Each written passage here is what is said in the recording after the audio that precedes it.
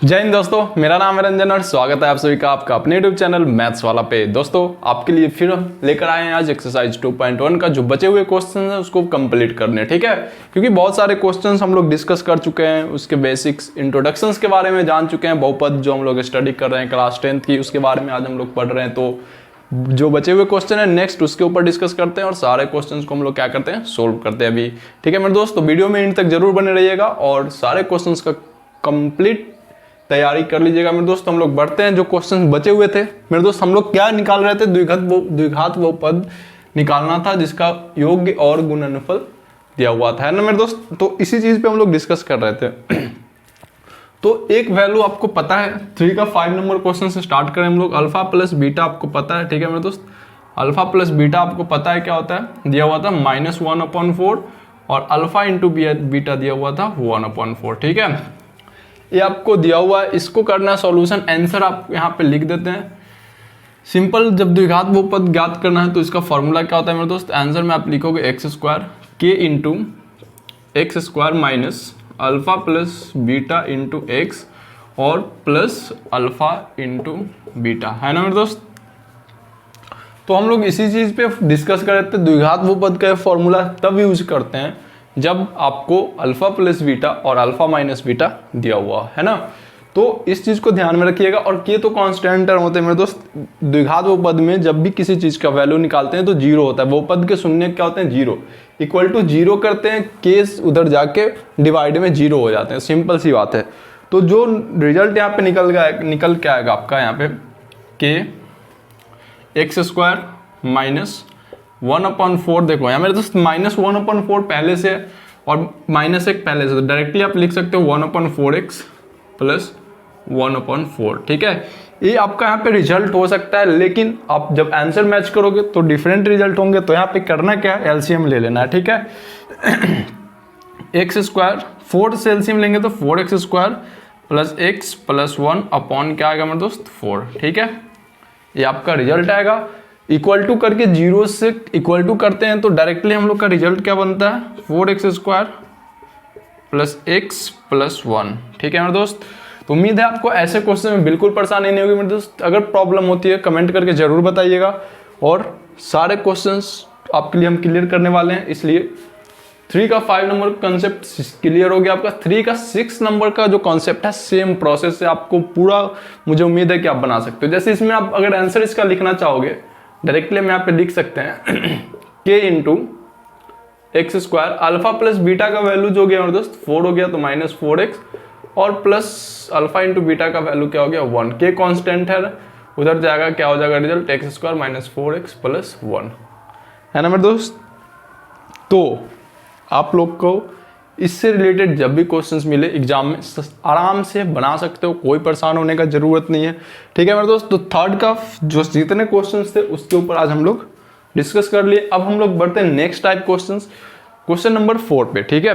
द्विघात बहुपद आप पढ़ रहे हो, क्लास 10th के प्रिपरेशन कर रहे हो, उम्मीद है आप सारे क्वेश्चन जरूर घर बैठ के स्टडी करोगे कि इससे बाहर कुछ नहीं आएगा मेरे दोस्त। इसलिए जब आपको फैसिलिटी मिलती है कि आप घर पे बैठ के पढ़ सके तो कोई परेशानी की बात नहीं। आप आराम से बैठिए घर पे और आराम से स्टडी कीजिए, ठीक है मेरे दोस्त। क्वेश्चन नंबर 4 की बात कर ले। द्विघात बहुपद दिया हुआ है, ठीक है। इसमें निकालना नहीं, इसका शून्यक निकालना। शून्यक मतलब x का मान निकालना है 0 इक्वल टू करके, ठीक है मेरे दोस्त। तथा शून्यक और गुणांकों के बीच संबंध स्थापित करना है। ये क्वेश्चन हम लोग डिस्कस किए हैं 2 नंबर क्वेश्चन में, ठीक है। लेकिन इसको है ना मतलब डिटेल्स में लिख के दे दिया कि ऐसे से ऐसे बनाना है, ठीक है। तो उस पर हम लोग डिस्कस करेंगे। इसको हम लोग ऊपर बनाते हैं, क्वेश्चन है उसको हम लोग यहाँ पे नोट करते हैं। 5 का first 5x² minus 4 minus 8x, इस तरह से क्वेश्चन लिखे हुए हैं। बहुत सारे ऐसे बच्चे होते हैं जो शुरू में लगता है कि क्या आगे पीछे लिख दिया, तो पहले इसको एडजस्ट कीजिए मेरे दोस्त, क्योंकि जो पॉलिनोमियल्स का फॉर्म है, ठीक है, इस तरह से लिखते हैं। शून्य के निकालना इक्वल टू क्या करेंगे 0, है ना। 2 ऐसा फैक्टर करना है जो गुना करके 4 और जोड़ के नहीं गुना करके 20, 5 चौके 20 मल्टीपल करके लाना है 20, तो 10 दूना 20 तो हो जाएगा 10x और प्लस 2x। माइनस प्लस इसलिए लिखे मेरे दोस्त कि -10 + 2 -8 होते हैं, ठीक है। -4 = 0, ठीक है। उसके बाद ये दोनों में क्या कॉमन है, तो 5 से दोनों कट रहा है, x दोनों में है, x भी कॉमन कर लेते हैं, x बचा -2।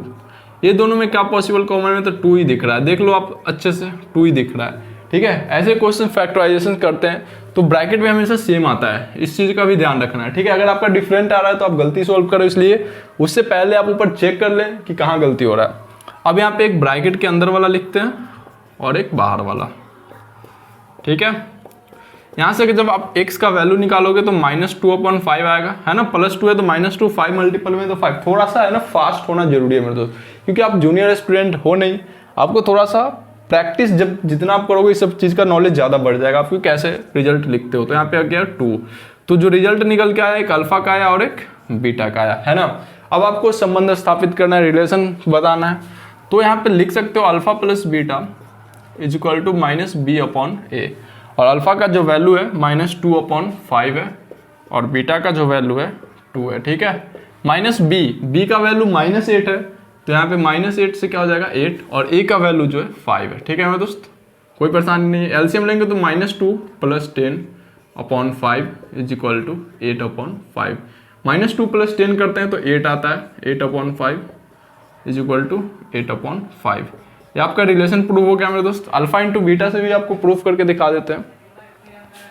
Alpha into beta is equal to क्या होता है c/a, और अल्फा का जो वैल्यू आपको पता है -2/5 इंटू 2, c का जो वैल्यू है -4 और a का जो वैल्यू है -5। -2 इंटू 2 क्या हो जाता है मेरे दोस्त, -4/5 इज इक्वल टू -4/5, है ना। तो इस तरह से रिलेशंस बताने हैं और उसके जीरोज कैसे निकालते हैं आपको अच्छी तरह समझ में आ गया होगा मेरे दोस्त। ठीक है, क्वेश्चन नंबर 2 की बात करते हैं अभी, है ना।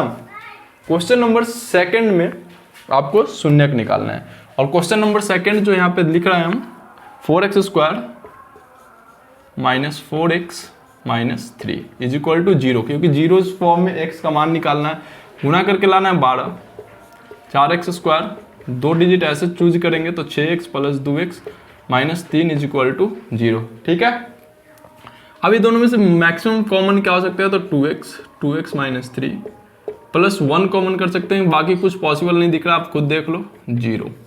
एक बचा 2x + 1 और एक बचा 2x - 3 इज इक्वल टू 0। यहाँ से रिजल्ट निकल के आएगा मेरे दोस्त x का। अगर हम डायरेक्टली लिखते हैं तो उम्मीद है कि आप समझ पाओगे, अगर नहीं समझ में आता है तो कमेंट करके बताना यार, जरूर बताएंगे। ठीक है, +1 है, -1 2, और मेरे स्टूडेंट हो तो आप लोग तो क्लियरली स्मार्ट हो, समझ जाओगे, और x का वैल्यू 3/2। ठीक है, x का जो वैल्यू 2 रिजल्ट निकल के आया, अब ये आपका अल्फा हो गया और एक बीटा हो गया, क्योंकि 2 शून्यक होते हैं, एक अल्फा और एक बीटा।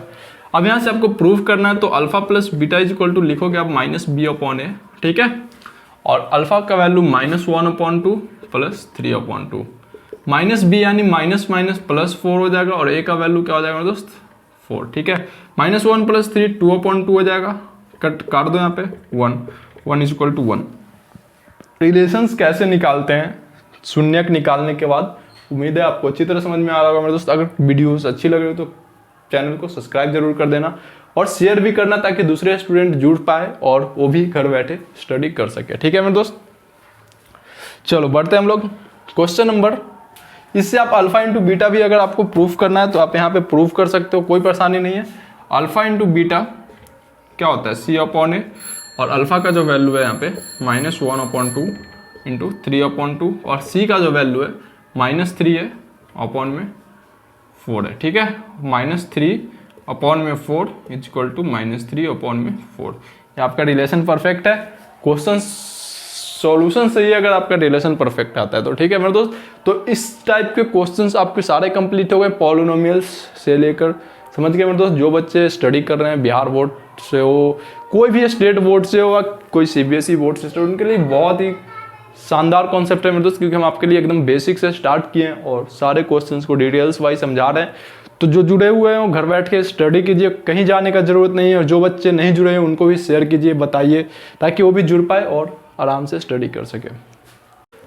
चलिए मेरे दोस्त, हम लोग बढ़ते हैं 5 का 3rd नंबर क्वेश्चन, जो कि रह गया था, जो कि रूट में होते हैं, और बहुत सारे बच्चे रूट को देखकर परेशान हो जाते हैं, लेकिन घबराना नहीं है, क्योंकि आपके लिए बहुत ही ज़्यादा इंपॉर्टेंट क्वेश्चन होती है और बहुत ही आसान होती है मेरे दोस्त। रूट में आपको मल्टीपल करके लाना है 12, क्या लाना है 12, और ऐड करके लाना है 8। 2 नंबर हम चूज किए 6 और 2। ठीक है, सिंपल सी बात है, 6 दूना 12, 6 में से 2 जोड़ेंगे 8 हो जाएगा। ठीक है, दोनों में अगर आपको कुछ कॉमन नहीं दिख रहा, √3 निकालेंगे। क्यों √3 निकालेंगे मेरे दोस्त? क्योंकि √3 से अगर 6 को काटते हैं तो 2√3 टाइम्स कट जाएगा। आप मल्टीपल करके चेक कर लेना। ठीक है, तो यहाँ पे क्या हो जाएगा 2√3।